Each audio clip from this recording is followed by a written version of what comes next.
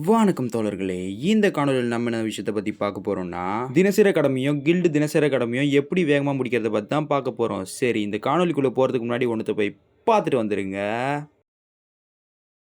TVK கில்டுக்கு வந்து சேருங்கள்.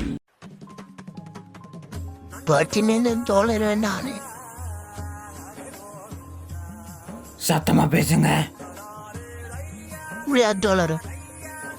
ஆயா வந்து வையும். அதாவது நீங்க கில்டு மிஷன் முடிக்கலையா? கொண்டாவது தினம் ஆட விடுத்த நானே.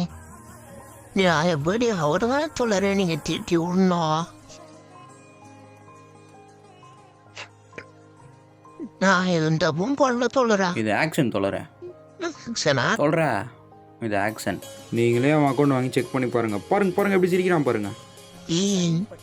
இவன் கேமை மட்டும் ஏற்றி வச்சுட்டு ஒன்றும் ஆட மாட்டான் தோழரே. கில்டு மிஷன் முடியுதுன்னா மட்டும் அவன் என்ன பண்ணுவானா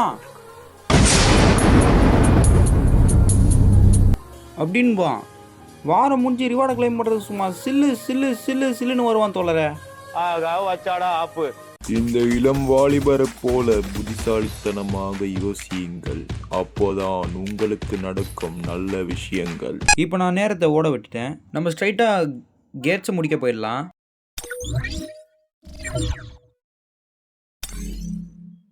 நீங்கள் கேட்ஸ் போகிற மாதிரி இருந்தால் எஸ்ட்ராங் கேட்ஸாக போங்க முதல் 6 வாட்டி. அது மட்டும் இல்லாமல் உங்களுக்கு எஸ்ட்ராங் கேட் வரலனா இந்த ரீஸ்கேனை பயன்படுத்தி பாருங்கள். சரி, இப்போ இந்த எஸ்ட்ராங் இருக்கிற கேட்டுக்குள்ளே நம்ம போகலாம். நான் எதனால டஞ்சன் பிரேக்கே போகிறேன்னா, அது கொஞ்சமாச்சும் எனக்கு சவாலாக இருக்குமான்னு பார்க்கறதுக்காக தான் அங்கே போகிறேன். சும்மா தான் சொன்னேன், அது உண்மையான காரணம் இல்லை. நம்மளோட ஆயுதத்தை மேம்படுத்தக்கூடிய பொருள் அதில் மட்டும்தான் கிடைக்கும். ஆனால் அது கிடைக்கிறது மட்டும் இல்லாமல் ஓரளவுக்கு நம்மளுக்கு நல்ல பரிசும் கிடைக்கும்.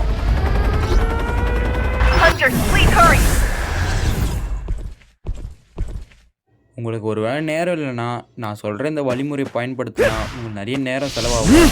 இப்போ இந்த கேம் பார்த்து ரசிங்க.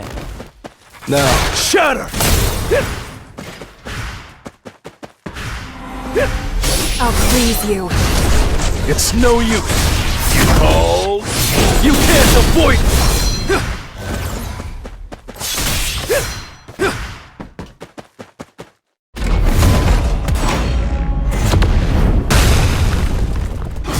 He's all mine.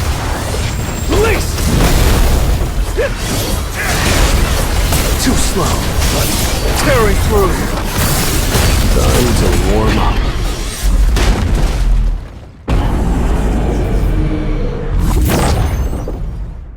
You're an unworthy opponent.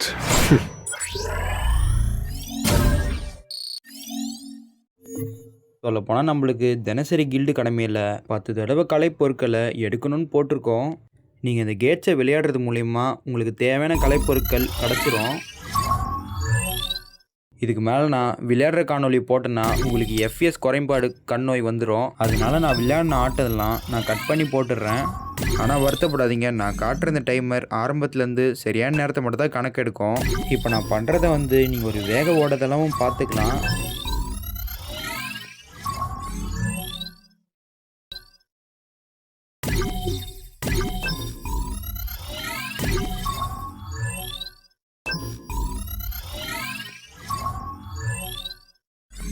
நம்ம தேவையான அளவுக்கு 6 வாட்டி ஆடியாச்சு எஸ்ட்ராங் கேட்ஸில். இதுக்கு மேலே நம்ம பி ரேங்க் கேட்ஸில் ஸ்வீப் செய்யலாம். 6 வாட்டி விளையாடி முடிச்ச உடனே அனுபவத்தை உடனே நீங்கள் தொட்டுறாதீங்க. ஆனால் ஞாபகம் வச்சுக்கோங்க, உங்களால் முடிஞ்சால் டஞ்சன் பிரேக் இல்லைன்னா ரெட் கேட்டை ஒண்டி ஸ்வீப் பண்ணுங்கள் பி ரேங்கில் இருந்தால். அப்புறம் உங்ககிட்ட எவ்வளோ எசன்ஸ் கற்கள் இருக்குது. நம்ம ஆல்ரெடி 6 வாட்டி கேட் ஆடிட்டோம். அது மட்டும் இல்லாமல் நம்ம 4 வாட்டி ஸ்வீப்பும் பண்ணிட்டோம். ஆனால் டைமரில் 13 நிமிஷம் தான் இருக்குது. இதுலேயே உங்களால் புரிஞ்சிக்க முடியும் நம்ம எவ்வளோ நேரத்தை சேமிச்சிருக்கோன்னு. இந்த காணொலி நான் யாருக்காக வழங்குறேன்னா, தனி மேம்படுத்துதல் எழுச்சியை விளையாடுறதுக்கு நேரம் இல்லாதவங்களுக்கு தான்.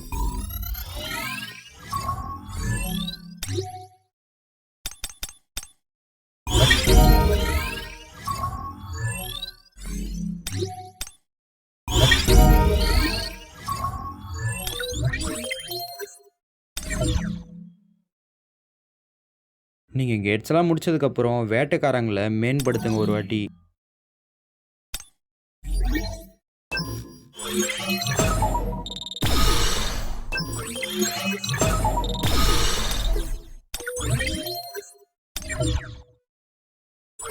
அப்புறம் உங்ககிட்ட இருக்கிற லோ டியர் மனா கிறிஸ்டலை வச்சு அட்வான்ஸ்டு மனா கிறிஸ்டலை வந்து எவ்வளோ இருக்கோ வாங்கிடுங்க.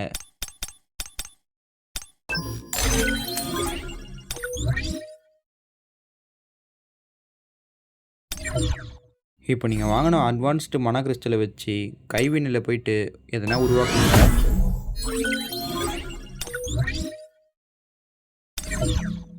அப்படியே கில்டுக்கு ஒரு அட்டண்டன்ஸையும் போட்டு வந்துடுங்க.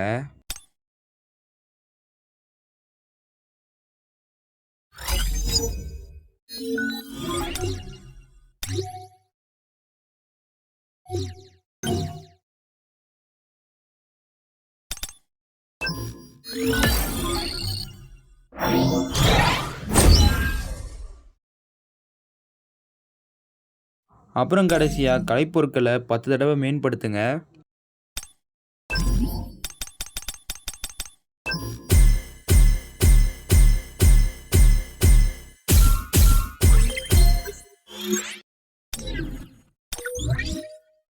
நம்ம வெறும் 15 நிமிஷத்துலேயே எல்லா கடமையும் முடிச்சிட்டோம். அப்புறம் ஒரு விஷயத்தை ஞாபகம் வச்சுக்கோங்க, உங்ககிட்ட தங்கம் செலவழிக்க இல்லைன்னா 2 தடவை இன்ஸ்டன்ட் டஞ்சனில் போயிட்டு ஈஸியஸ்ட் டிஃபிகல்ட்டில் வச்சு விளையாடுங்க. அதுவே உங்களுக்கு மிஷினை முடிச்சிடும். இதோட இந்த காணொலி முடிஞ்சது. உங்களை மறுபடியும் ஒரு நல்ல காணொலியில் வந்து சந்திக்கிறேன். போயிட்டு வரேன்.